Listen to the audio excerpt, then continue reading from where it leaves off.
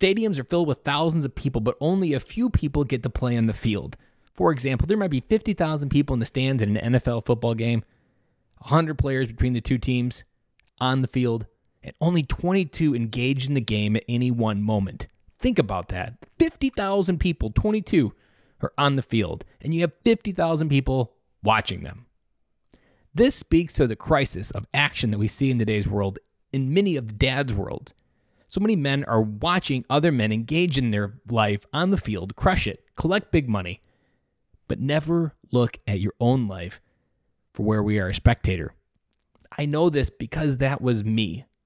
I watched others do things that I wanted to do, reach goals that I wanted, and I would tell myself, guys, like you don't get to do things like that.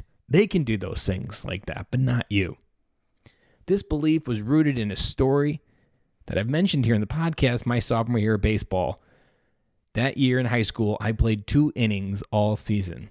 That year, I learned that others get to play in the field of life, but I was always just going to be a bench warmer. It was that story and belief that I had to break. I had to learn how to act by taking the smallest steps that I thought was possible and repeated over time. I learned to travel miles.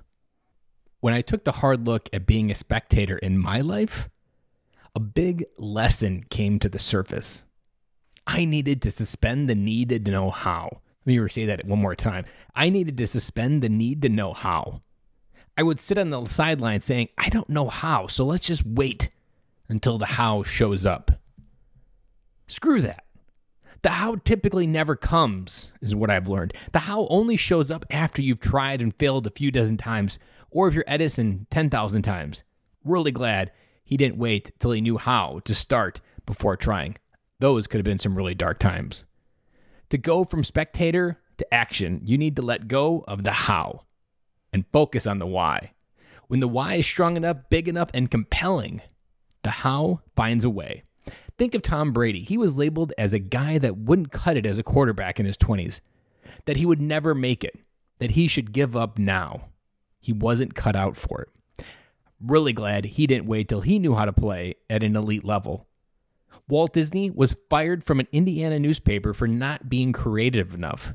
I'm really glad Walt didn't give up and wait for the how to be creative to show up.